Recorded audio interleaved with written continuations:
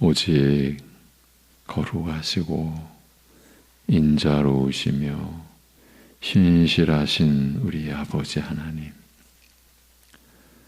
하나님의 말씀과 약속이 영원히 신실하신 하나님으로 인하여 우리에게 주어진 것을 깨닫도록 믿도록 하신 은혜 안에서 어떤 처지와 상황에서도 우리의 힘이시오 우리의 소망이 되시는 주 하나님만을 의지하도록 하신 은혜를 따라 오늘도 우리들이 살아갈 때에 향방 없이 살지 않는 우리들, 주 예수 그리스도만을 바라보는 우리들로 지켜주시고 세워주시고 인도하여 주시옵소서. 예수님의 이름으로 기도합니다. 아멘. 데살로니가 전서 5장 25절에서 28절입니다. 데살로니가 전서 5장 25절에서 28절.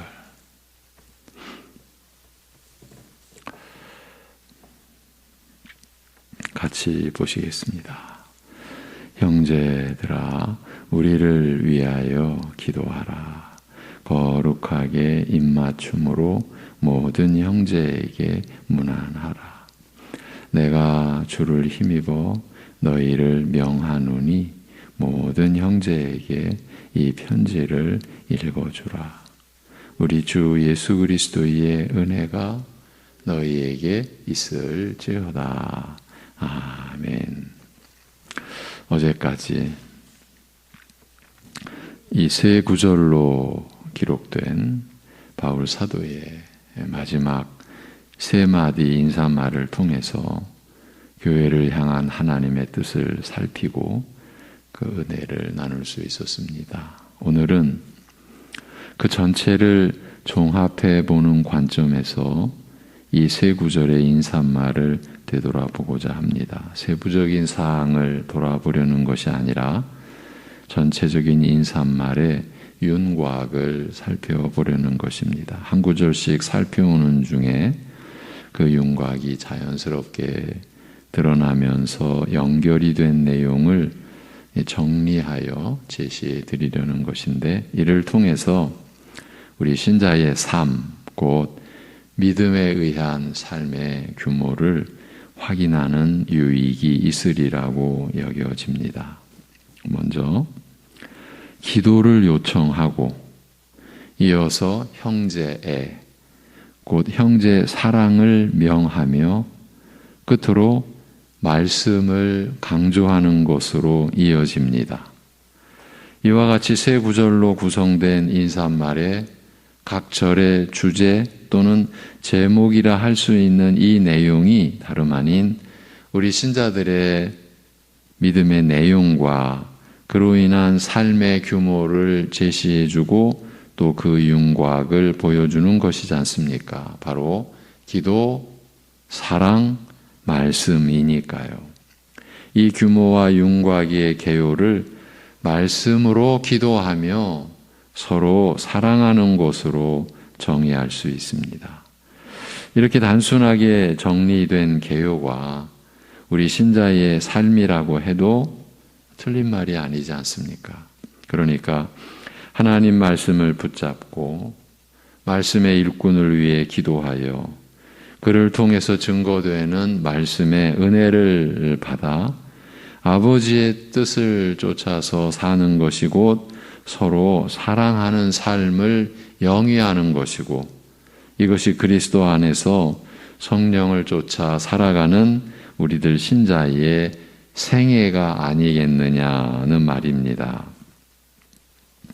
각각의 인사말 속에서도 사도의 중심을 살필 수 있었는데, 이렇게 세 인사말을 모아서 보는 관점에서도 바울 사도의 하나님과 그의 나라를 향한 중심이 뚜렷하게 드러나는 것을 볼 수 있습니다. 그리하여 본서신 4장에서 너희가 마땅히 어떻게 행하며 하나님을 기쁘시게 할 수 있는지를 우리에게 배웠으니라고 바울이 기록한 대로 우리도 사도의 기록을 통해서 배워야 하겠기에 이런 내용을 살피고 있는 것입니다.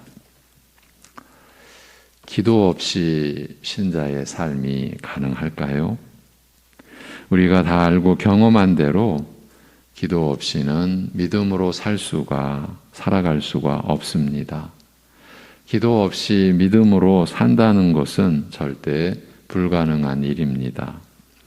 하나님과의 교통함이 없이 하나님 나라, 곧 천국을 어떻게 소망하며 살 수 있겠습니까? 아니, 이미 천국에 속한 자, 하나님 나라를 소유한 자라는 믿음으로 산다고 하면서 어떻게 기도를 안 할 수 있겠냐는 말입니다. 그런데 현실에 들어가 보면 기도 없이, 기도할 마음을 갖지 않은 채로 교회에 출석하며 신자로 살아가는 교인들이 없지 않습니다. 그런 경우는 어떻게 보아야 하겠습니까? 믿음의 흉내만을 내고 있는 경우일 수가 있고, 또 한편으로는 믿음을 가졌으나 잠을 자고 있는 경우일 수도 있다고 봅니다. 그런데 이 기도와 관련해서 주의해야 할 사항이 있습니다. 겉으로 드러나 보이는 기도만을 중시하는 경우입니다. 기도를 이렇게 판단하는 것은 위험합니다. 드러내지 않고. 그렇지만 진실하게 하나님과의 교통을 늘 사모하고 자신의 생활 중에 쉬지 않고 기도하면서 주님을 전적으로 의지하려고 하는 신자들의 그 숨겨진 기도를 절대 경시해서는 안 됩니다. 이렇게 기도는 주님을 의지하는 행위요, 그 고백이기도 합니다. 주님만을 의지한다는 내면의 고백이 기도로 나타나는 것입니다. 그런데 기도 없이 신자의 삶을 산다고요? 그건 거짓입니다. 더 중요한 것은 기도하는 목적과 방향입니다. 대개는 자신을 위한 기도를 하기 때문에 기도의 은혜와 감동을 경험하지 못하는 것 아닌가 싶습니다.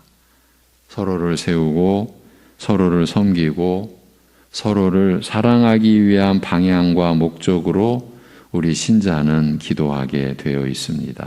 기도는 자신만을 위한 것이 결코 아닙니다. 이 점에서 이 시대의 교인들이 얼마나 많은 혼란을 겪고 있는지를 생각하면 안타까움을 넘어 두렵기까지 합니다. 이런 관점에서 보면 이 사도의 인사말 속에 기도의 방향과 목적이 분명하게 드러나 있다는 점이 얼마나 놀라운지 모릅니다. 생각해 보십시오. 자신을 위한 것을 신자의 삶이라고 할 수 있을까요? 질문을 달리하면 방향과 목적을 잃은 채로 사는 것을 신자의 삶이라고 할 수 있을까요? 하나님 나라에 속한 자로서 하나님의 나라를 구하며 살게 된 신자의 삶은 단순하게 정의를 내릴 수 있습니다. 서로를 세우는 삶이라고요. 자신을 세우는 게 아니죠. 이렇게 신자의 삶의 방향과 목표는 설정이 되어 있습니다. 너무 단순합니까? 너무 가치 없게 여겨집니까? 그러면 질문을 달리 해보겠습니다. 하나님 나라에 관하여 우리가 할 수 있는 일이 있습니까? 하나님 나라 안에서 나 자신을 위하여 할 수 있는 일이 있겠냐는 질문입니다. 하나님 나라의 일을 나를 위하여 우리가 계획할 수 있습니까? 그 계획된 대로 설계도를 따라 하나님 나라를 나를 위하여 세워갈 수 있습니까? 아니. 우리가 한 사람, 한 영혼을 천국으로 들어가게 할 수 있습니까?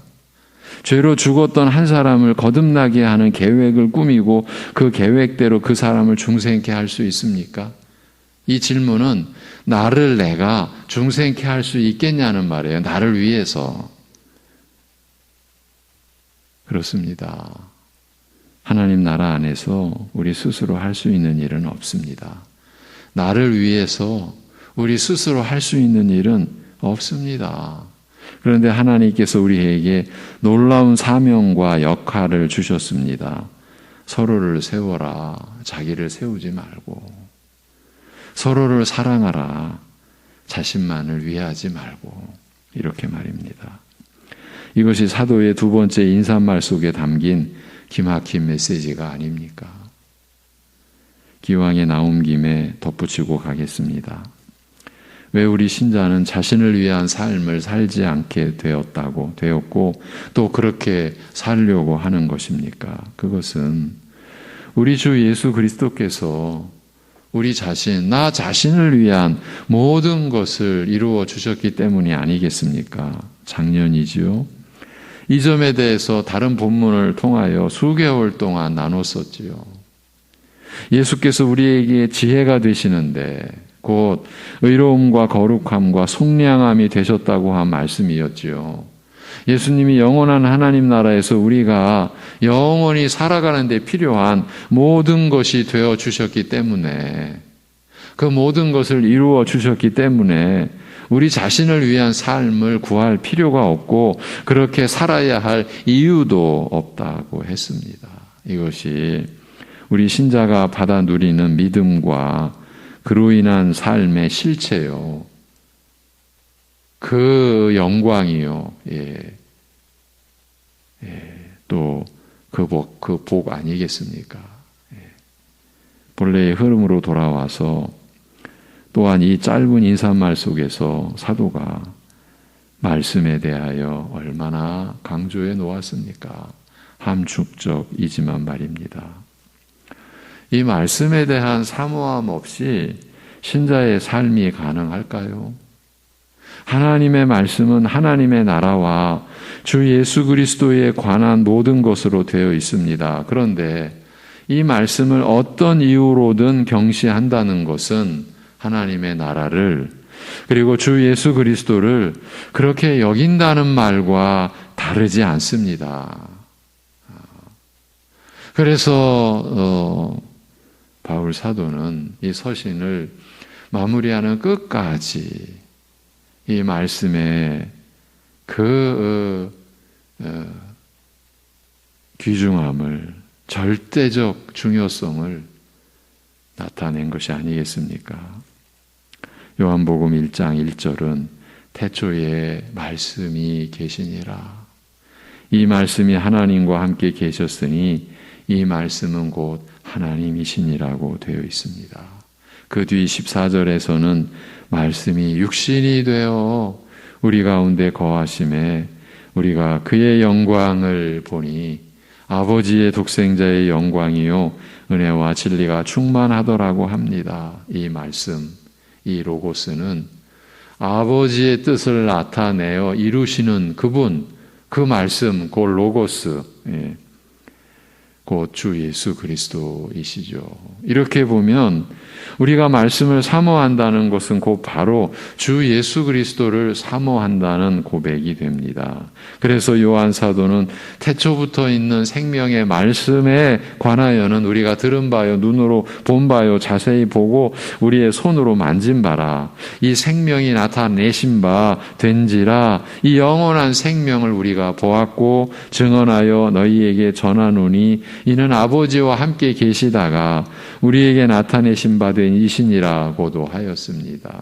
이 생명, 그 생명의 말씀이 누구를 가리키고 있는지를 아시지 않습니까? 그렇죠. 예수 그리스도이시죠. 그러니 말씀에 대한 사모함을 잃은 채로 사는 것은 그 자체로 예수님에 대한 자신의 마음을 그렇게 표시하고 있는 것입니다. 뭐 그렇게 중요하지 않은 것 같이, 그렇게 간절함도 없이 이렇게 우리가 짚어가면은 정신이 없죠. 이건 두려운 거죠. 두려워서 정신이 없다라는 겁니다.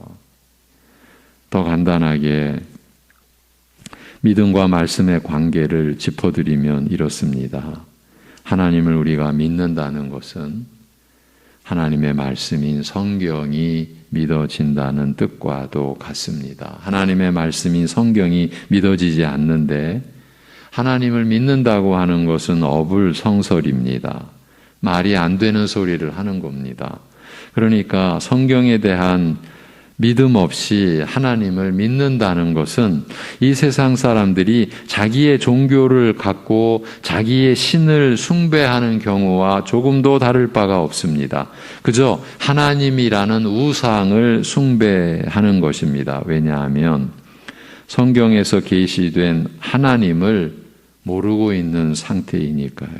하나님이 어떤 분이신지, 그리고 하나님이 무엇을 뜻하시고 이루셨는지 모르는 상태에서 그 하나님을 믿는다는 것은 그래서 하나님이라는 우상을 자기 식대로 섬기는 거죠. 그리고 성경이 하나님의 말씀이란 사실이 믿어지지 않는데 예수 그리스도를 믿는다고 하는 것도 일어날 수가 없는 일입니다. 우리가 주 예수 그리스도를 믿는 것은 성령께서 우리 안에 계시면서 하나님 말씀인 성경을 믿도록 감동하실 때에 일어나는 일입니다. 성령으로 말미암지 않고는 그 누구도 예수를 주시라 그리스도시라 믿을 수가 없습니다.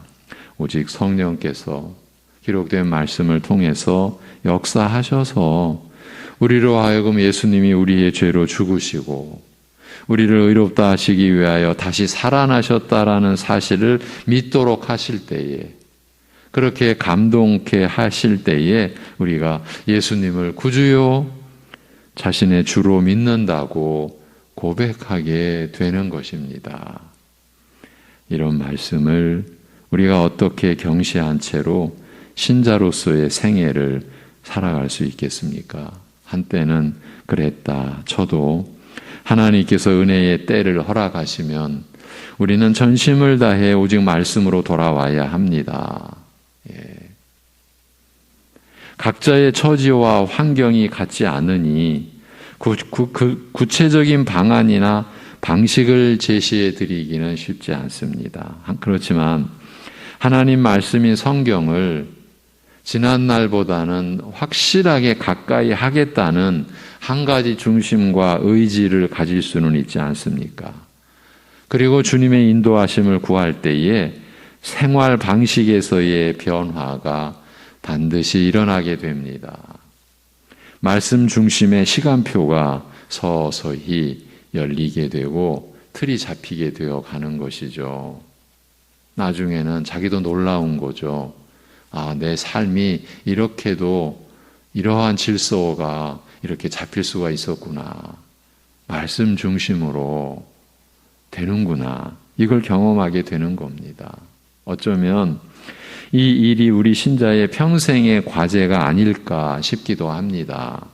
이 일을 이미 경험하시고 누리시는 분들의 도움을 받을 수도 있는데 각자의 믿음의 처지와 생활 환경이 다른 면을 세심하게 고려하신다면 큰 유익을 얻을 수도 있을 것입니다.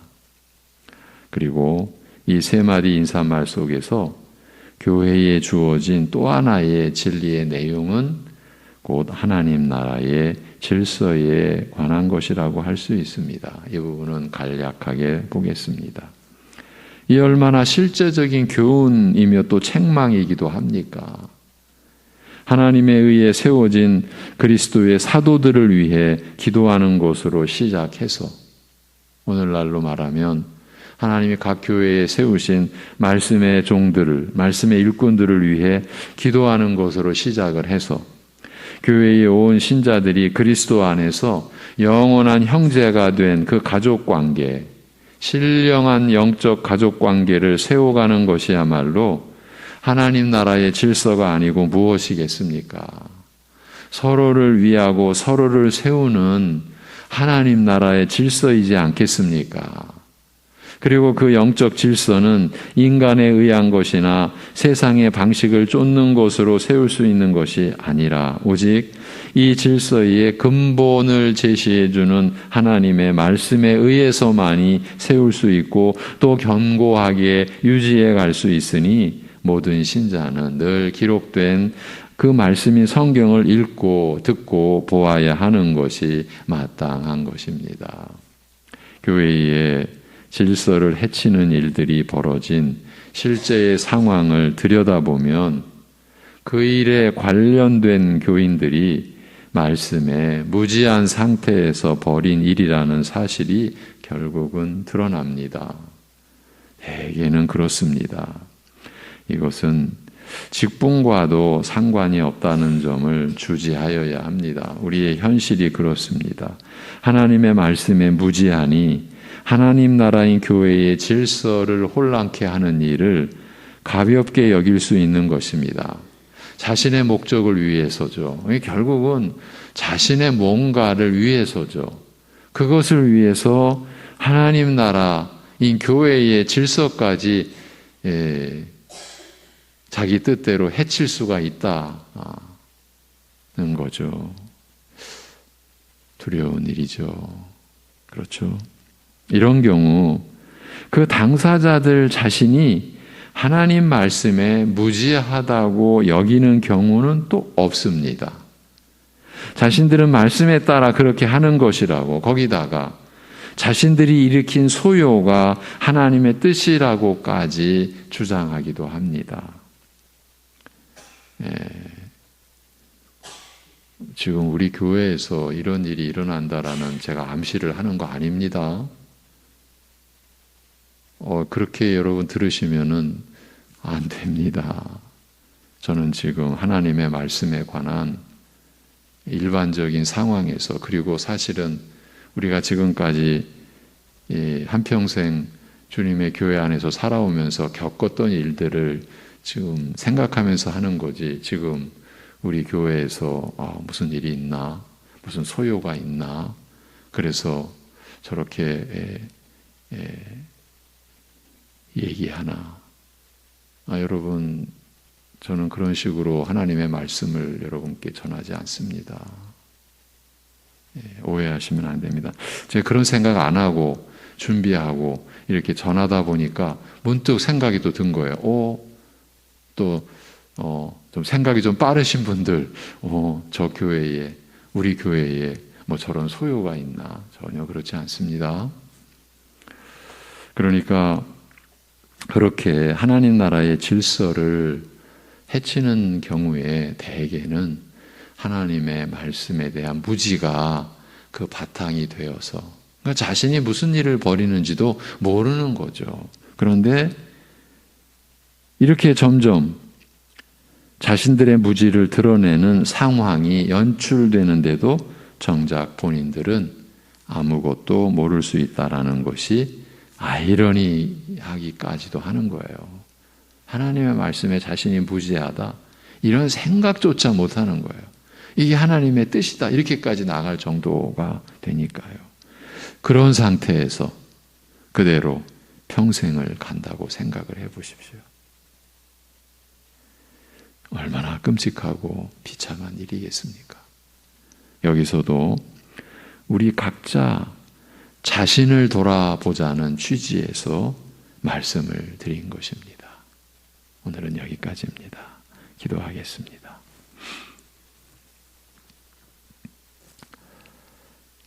하나님의 그 우리에게 주어진 생명의 말씀 안에서 우리가 기도하고 하나님의 뜻을 쫓고 그 뜻을 따르는 선한 의지가 우리 안에 계신 성령님 안에서 일어남으로써 그 말씀에 순종해가는 이 복되고 영원한 삶을 우리에게 베풀어 주시고 누리도록 하시는 우리 아버지 하나님, 사도의 이 귀한 서신을 마무리하는 그 마지막 인사말 속에서도 이렇게 우리 신자의 삶을 나타내 주신 그 말씀을 우리가 받고 그 말씀을 살피고 그 말씀을 좀 더 풍성하게 이해할 수 있게 인도해 주시니 우리 안에 계신 성령께서 우리로 하여금 이러한 은혜를 입도록 하시니 감사합니다. 이 말씀을 통해 우리 각자 안에서 역사하시는 성령님께서 인도하여 주셔서 방향 없이 그저 자신만을 위한 기도로 일평생을 가지 않게 우리의 심령을 간섭하여 주옵시고 무엇을 구하고 있는지 그 실체를 볼 수 있게 도와주옵시고 오직 하나님의 이름이 거룩히 여김을 받으시고 하나님의 나라가 임하고 하늘에서와 같이 하나님의 뜻이 우리를 통해 우리 교회와 우리 각 가정과 그리고 우리 자신을 통해 이루어지기를 구할 수 있고 그것이 우리에게 복 중에 복임을 깨닫는 은혜가 우리 안에 풍성케 하여 주옵소서. 하나님의 말씀으로 살아가는 기쁨을 누리게 하옵소서. 세상의 열매, 육신의 열매로 우리의 욕망의 열매로 즐거워하고 승리자가 된 것 같이 어리석은 착각 속에 빠지지 않게 하시고 하나님의 말씀을 따르는 것, 그 말씀이 우리를 통해 이루어지는 것이 너무나 기쁘고 감사하고 이보다 더 신비하고 신령한 것이 없음을 체험해 갈 수 있게 하여 주시옵소서. 오늘도 우리 각자의 환경이 그 각자를 향한 하나님의 섭리 속에서 우리를 하나님의 사람으로 세우시는 바로 그 자리, 그 훈련장, 그 연습장임을 알고 각자의 처지에서 각자의 믿음의 분량과 하나님의 베풀어 주신 은혜를 따라 오늘도 신실하신 하나님을 의지하며 바라보며 신실하게 살아갈 수 있게 하여 주시옵소서. 시험과 환난과 역경과 극심한 고통 속에서도 우리를 향하신 하나님의 사랑은 영원히 충만하며 변함이 없으며 우리를 향하여 역사하는 그 사랑의 그 주님의 그 은혜를 의지할 수 있게 하여 주옵소서. 우리 주 예수 그리스도의 이름으로 기도하옵나이다. 아멘.